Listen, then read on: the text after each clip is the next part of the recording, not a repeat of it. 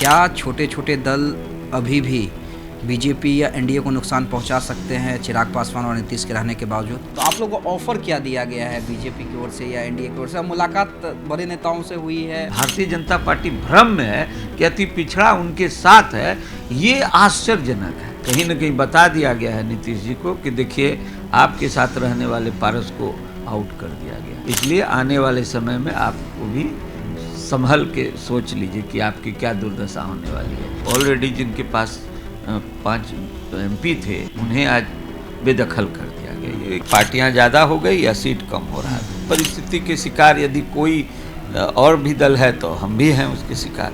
तो वैसे लग क्या रहा है, जिस तरह से सीटों का तालमेल हुआ है, चिराग पासवान को तवज्जो दी गई है, नीतीश कुमार फिर से 16 सीट पे चुनाव लड़ने जा रहे हैं, उपेंद्र कुशवाहा को 1 और मांझी जी को 1 सीट ऑफर की गई है, खुद 17 पे बीजेपी लड़ रही है, ऐसे में लग क्या रहा है? फिर से इस बार ला करके मान लिया गया कि 39 ही नहीं, कम से कम तो आएगा ही 39। देखिए अभी हमारे साथ विद्यापति चंद्रवंशी जी हैं, दिल्ली से आ रहे हैं। जी हाँ, दिल्ली से लगातार इन्हें दिल्ली बुलाया गया, किसके द्वारा बुलाया गया खुद ये खुलासा करेंगे। लगातार कई राउंड मीटिंग चली है और 2 बार गए हैं।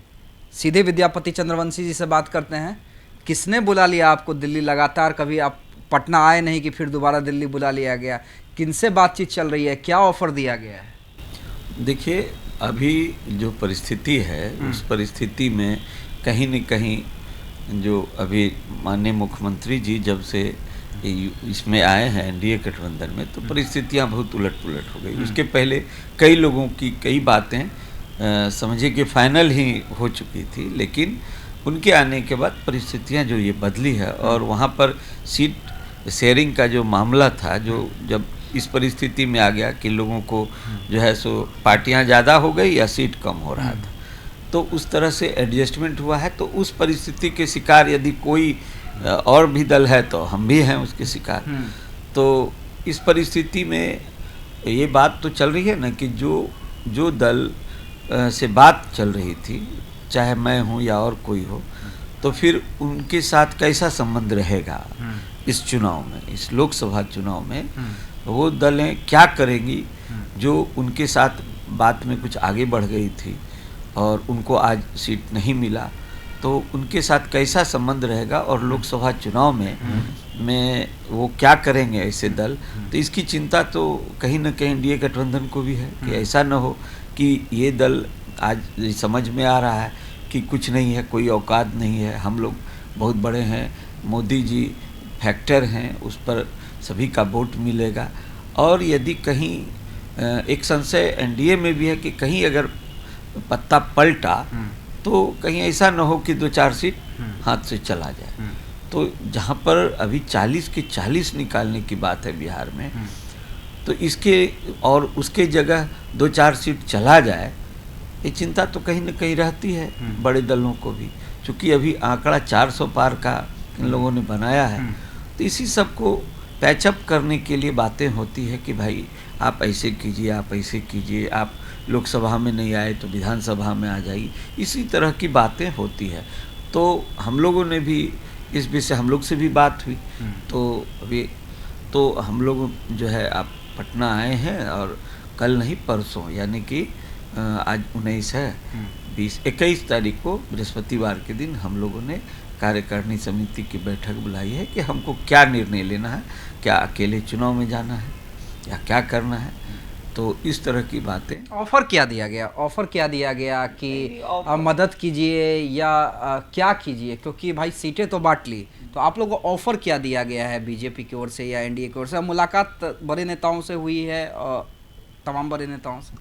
देखिए ऐसे समझने का विषय ये है कि ऑफर सीट का होता है या हम सीट मांग करते हैं, लेकिन यह आप समझिए ऐसी परिस्थिति में सीट तो ऑफर होगा नहीं। अब सवाल यह है कि डैमेज कंट्रोल की यदि ऐसे छोटे छोटे दल अकेले चुनाव मैदान में जाएंगे तो इसका नुकसान जो है ना हो, इसके लिए डैमेज कंट्रोल की बात हमेशा हो रही है। तो इसमें सवाल केवल विश्वसनीयता का है कि भाई ठीक है, अगर आपकी बात हम मानते हैं, विधानसभा में आप हमारे साथ आएंगे या जो भी ऐसी कोई भी तरह की ऐसी बातें अगर वो लोग कहते हैं, क्योंकि देखिए कहीं ना कहीं तो चाहे एनडीए गठबंधन हो या महागठबंधन हो, सबको ये समझ में आ रहा है कि इस बार चुनाव थोड़ा टफ रहेगा।